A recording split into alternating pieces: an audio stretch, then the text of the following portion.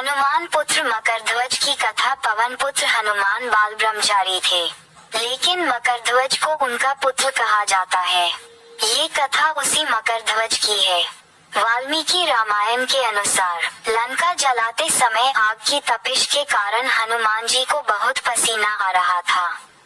इसलिए लंका दहन के बाद जब उन्होंने अपनी पूंछ में लगी आग को बुझाने के लिए समुद्र में छलांग लगाई तो उनके शरीर से पसीने की एक बड़ी सी बूंद समुद्र में गिर पड़ी। उस समय एक बड़ी मछली ने भोजन समझ वह बूंद निगल ली। उसके उदर में जाकर वह बूंद एक शरीर में बदल गई। एक दिन पाताल के असुरराज अहिरावण के सेवकों ने उस मछली को पकड़ लिया। जब वे उसका पेट चीर रहे थे तो उसमें से वानर की आकृति का एक मनुष्य निकला। वे उसे अहिरावण के पास ले गए। अहिरावण ने उसे पातालपुरी का रक्षक नियुक्त कर दिया। यही वानर हनुमान पुत्र मकरध्वज के नाम से प्रसिद्ध हुआ। जब राम रावण युद्ध हो रहा था, तब रावण की आज्ञानुसार अहिरावण राम लक्ष्मण का अपहरण कर उन्हें पातालपुरी ले गया। उनके अपहरण से वानर सेना भयभीत व शोकाकुल हो गई, लेकिन विभीषण ने ये भेद हनुमान के समक्ष प्रकट कर दिया। तब राम लक्ष्मण की सहायता के लिए हनुमान जी पातालपुरी पहुँचे। जब उन्होंने पाताल के द्वार पर एक वानर को देखा तो वे आश्चर्यचकित हो गए। उन्होंने मकरध्वज से उसका परिचय पूछा।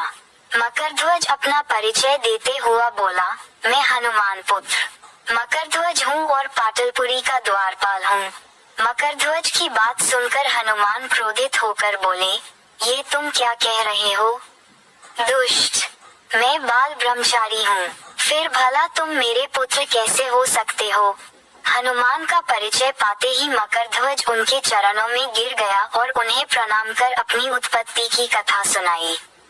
हनुमान जी ने भी मान लिया कि वह उनका ही पुत्र है, लेकिन ये कहकर कि वे अभी अपने श्रीराम और लक्ष्मण को लेने आए हैं। जैसे ही द्वार की ओर बढ़े वैसे ही मकरध्वज उनका मार्ग रोकते हुए बोला, पिताश्री, ये सत्य है कि मैं आपका पुत्र हूँ, लेकिन अभी मैं अपने स्वामी की सेवा में हूँ, इसलिए आप अंदर नहीं जा सकते। हनुमान ने मकरध्वज को अनेक प्रकार से समझाने का प्रयास किया, किंतु वह द्वार से नहीं हटा। तब दोनों में घोर युद्ध शुरू हो गया। देखते ही देखते हनुमान जी उसे अपनी पूंछ में बांधकर पाताल में प्रवेश कर गए। हनुमान सीधे देवी मंदिर में पहुंचे जहां अहिरावण राम लक्ष्मण की बलि देने वाला था। हनुमान जी को देखकर चामुंडा देवी पाताल लोक से प्रस्थान कर गईं। तब हनुमान जी देवी रूप धारण करके वहां स्थापित हो गए। कुछ देर के बाद अहिरावण वहां आया और पूजा अर्चना करके जैसे ही उसने राम लक्ष्मण की बलि देने के लिए तलवार उठाए, वैसे ही भयंकर गर्जन करते हुए हनुमान जी प्रकट हो गए और उसी तलवार से अहिरावण का वध कर दिया। उन्होंने राम लक्ष्मण को बंधन मुक्त किया। तब श्री राम ने पूछा, हनुमान, तुम्हारी पूंछ में ये कौन बंधा है? बिल्कुल तुम्हारे समान ही लग रहा है, इसे खोल दो। हनुमान ने मकरध्वज का परिचय देकर उसे बंधन मुक्त कर दिया।